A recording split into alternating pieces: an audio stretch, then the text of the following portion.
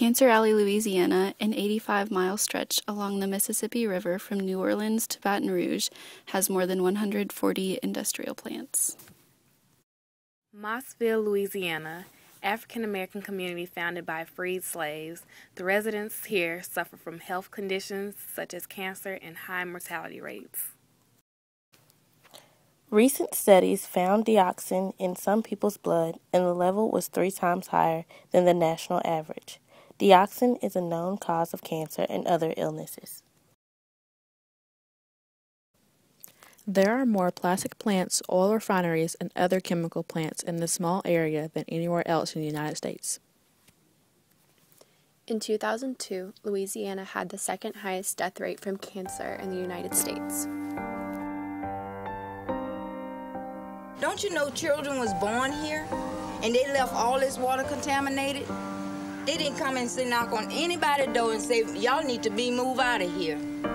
They just let the people live like, okay, they die, so what? One thing that started to really become clear was that women were relating to me about this strange problem that didn't affect any generation but their daughter's generation. There was this increase in fertility problems, there was an increase in birth defects, and there was an increase in reproductive problems, miscarriages, a higher rate of miscarriages. And your husband used to work here, right? My husband worked at Conoco, yeah. And,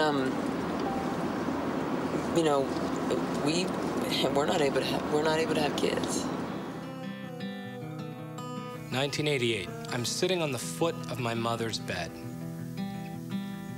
She's sick. On the news comes a breaking report of a Greenpeace protest, and the banners read, Cancer Alley. This section of land in Louisiana has the highest number of cancer incidents in the United States. He said people are sick, people are dying in this state, and it's because of oil processing.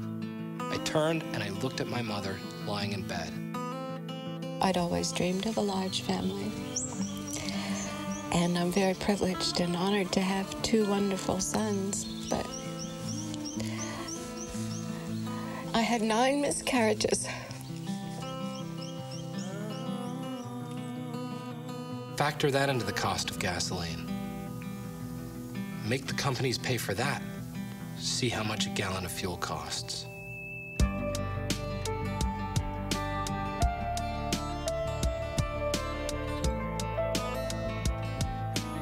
People ask me why I do what I do. Do I tell them the truth? Do I tell them that I grew up hating oil companies? Do I tell them that that hatred was what fueled me? Everywhere that oil is processed, this happens. There's a cancer alley in New Jersey. There's a cancer alley in California. There's a cancer alley in Nigeria. Those people suffer just as much.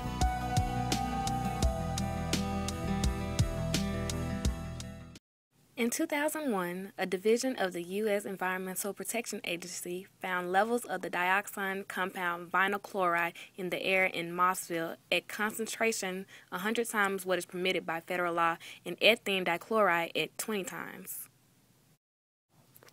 This entire population has been exposed to thousands of toxic chemicals, and none of it has been cleaned up. Cancer, skin rashes, and respiratory problems among children is of great concern. Most of the chemicals produced in Cancer Alley are either known cancer-causing chemicals or they're suspected to cause cancer in humans. Some of the communities in this area have been completely cleared out. They were so polluted that companies bought the towns and bulldozed them. Despite continued health problems and environmental pollution, companies are still getting permits to open more plants in the area. Cancer affects people all around the world, not just in Louisiana. In 2012, in the United States, cancer was the second most common cause of death, only behind heart disease. Cancer doesn't discriminate against race, gender, age, or socioeconomic background. It affects everybody, no matter where they're from or what they look like or how much money they make. Receiving the news that I had cancer really altered my world. I was worried about my family and my friends and my job. My job requires me to meet with different people all the time, and with me doing chemo and radiation at the same time, I was unable to attend meetings and meet with clients because I was in such a weak state. I had to get shots to boost my immune system, and I was just tired every day. But I pray all the time that God will see me through, and I tried to go to the treatments and be strong. Radiation was probably the worst. Chemo was alright, but I did lose all my hair, but that's okay because I get wigs. But radiation caused a lot of nerve damage and a lot of scarring and burning on the inside of my thighs and around in the leg area. But I'm willing to do whatever it takes to fight this cancer, and I will win. What members of your friend's family have cancer? My roommate, actually, both of her parents have cancer, and my other roommate, her grandfather has cancer. Okay, that's very unfortunate. How are they dealing with that right now? Do you know? I think it's tough for them right now, but I know that they're being as strong as they can be, and I'm trying to be there as best for them as I can. Well, that's really good. How did you feel if and when they shared the news with you? I was shocked and really upset because they're like family to me, so it hurt me, just as much, but I'm just trying to be strong for them because I know that's all that I can do. Well, that's really courageous of you, Taylor, and I'm sure that's what they need.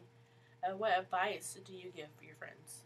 It's hard to look for the right thing to say because, nothing's going to make them feel completely better, but all you can do is let them know that you're there for them because that's a really easy time for them to feel alone. So as long as they know that you're there and that you care, it makes them feel a little bit better.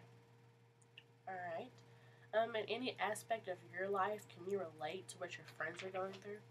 I've had a bunch of family members with different types of illnesses, not cancer, but ones that are just, they make the same kind of impact. They're scary, and they're a big deal. So it really does hurt knowing that there's not really that much you can do but love them. Most of the people who live in this region are African Americans. Many are the poor descendants of plantations living in unincorporated towns with no political say in what goes on in their communities. Illiteracy, racism, and segregation still reign large in the former plantation communities. Even with all of the high levels of dioxin, the report from the U.S. Health Agency said that the source of dioxin exposures in the Mossville residence is still not known. You're in your office, and you're drinking your bottled water or whatever it is, and you think to yourself, hey, I'm going to throw this away. No, I'm going to be virtuous. I'm going to put it in the blue bin. He's like, I put mine in the blue bin. And then and then you look at your colleague, you say, oh, you cretin, you put yours in the white bin. We feel a moral tickle, we feel so good about ourselves. But if we, maybe, okay, I'm speaking for myself, not you, but I feel this way often. And so we kind of have this kind of moral feel-good moment. But if we were to be able to follow that little bottle on its journey, we would be shocked to discover that all too often that bottle is going to be put on a boat. It's going to go all the way across the ocean at some expense, and it's going to wind up in a developing country, often China. I think in our minds we imagine somebody's going to take the little bottle and say, oh, little bottle, we're so happy to see you, little bottle.